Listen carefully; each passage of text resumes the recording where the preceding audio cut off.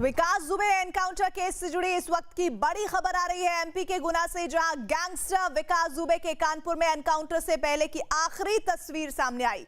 MP के गुना toll plaza का एक वीडियो सामने आया है। इस वीडियो में दिखाई दे रहा है कि पुलिस के काफिले की एक के बाद एक कई गाड़ियां गुजर रही हैं और इन्हीं में से एक गाड़ी में विकास दुबे बैठा हुआ दिख रहा है। ये वीडियो उस वक्त का है जब विकास दुबे को उज्जैन से कानपुर ले जा रही यूपी पुलिस एमपी के गुना से गुजरी थी और इस दौरान ड्राइवर के पीछे वाली सीट पर विकास दुबे दो पुलिस वालों के बीच में बैठा है और यूपी पुलिस विकास दुबे को उज्जैन से कानपुर सड़क के रास्ते ला रही थी और गुना से गुजरने के दौरान टोल प्लाजा पर विकास को गाड़ी में आखिरी बार देखा गया। हमारे साथ मनोज सहयोगी जुड़े हुए हैं। मनोज, कल खबर तो ये आई थी कि चार्टर प्लेन से आएंगे, लेकिन ये पूरी तरह से पुख्ता होती हुई तस्वीरें कि ये सफर सड़क से तय किया गया और ड्राइवर के पीछे वाली सीट पर बीच में बैठा दिख रहा है विकास दुबे। चार्टर प्लेन से आने की बात पहले आई थी, वो तो उसके बाद तय हो गया कि जो यूपी से एसटीएफ की टीम है वो बाई रोड आ रही है। उसके बाद बाई रोड ही इनको वापस जाना था। यहाँ पर तस्दीक भी की गई कि हमने पूरी सुरक्षा के साथ, मध्य प्रदेश के गृह मंत्री ने, साथ ही साथ जो एसपी उज्जैन है मनोज कुमार सिंह ने कहा कि हमने पूरी सुरक्षा के साथ तमाम कानूनी प्रक्रिया का पालन करते हुए विकास दुबे को यूपी एसटीएफ को सौंप दिया है। उस दौरान हमने जो पूछताछ की है उसकी जानकारी भी यूपी एसटीएफ को अवगत करा दी है। हमने उसे गिरफ्तार नहीं किया, डिटेन किया था और आगे की अब सारी कार्रवाई यूपी की एसटीएफ करेगी।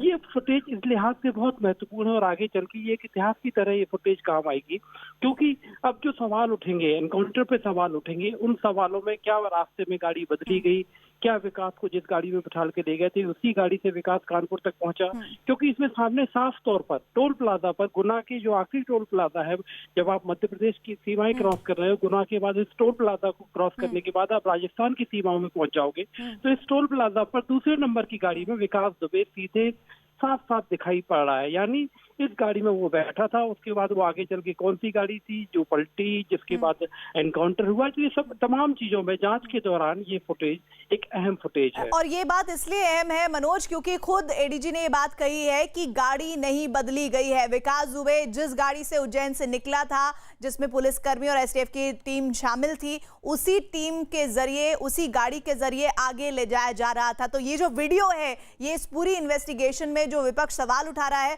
उसमें भी बहुत मददगार होगा। वाकई, क्योंकि जब सामने जो दिख रहा है कि आप उज्जैन से चले, आप गुना तक पहुंचे, तो आप उज्जैन से गुना तक पहुंचने में आपने करीब 200 किलोमीटर का सफर तय किया। आपको सफर तय करना है करीब 600 किलोमीटर का, यानी 1/3 आपकी उस समय तक आपका सफर तय हुआ था। और इस समय अगर आप ये दावा कर रहे हो कि हमने पूरे रास्ते में कहीं गाड़ी नहीं बदली, देर रात का ये फुटेज है। यहाँ से करीब 7 बजे, करीब 7:30-8 बजे उज्जैन से निकले थे और देर रात का ये गुना का फुटेज है। यानी आप अगर ये दावा कर रहे हैं कि आपने कहीं गाड़ी नहीं बदली और इस गाड़ी में आप बैठे थे, तो यही गाड़ी पलटना चाहिए। तो जाहिर सी बात है कि ये सामने एक तथ्य के रूप में ये गाड़ी मौजूद है जिसमें विकास दुबे बैठा हुआ है।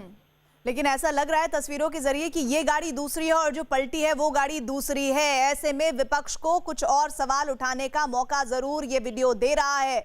मनोज, इस बात को इनकार नहीं किया जा सकता है। विपक्ष लगातार सवाल उठा रहा है, क्योंकि कल भी सवाल उठाए गए। मध्य प्रदेश से शुरुआत करें, जो राष्ट्रीय नेताओं ने तो सवाल उठाए ही। मध्य प्रदेश में पूर्व मुख्यमंत्री कमलनाथ ने कहा कि इसमें किसी राजनीतिक षड्यंत्र की बू आ रही है।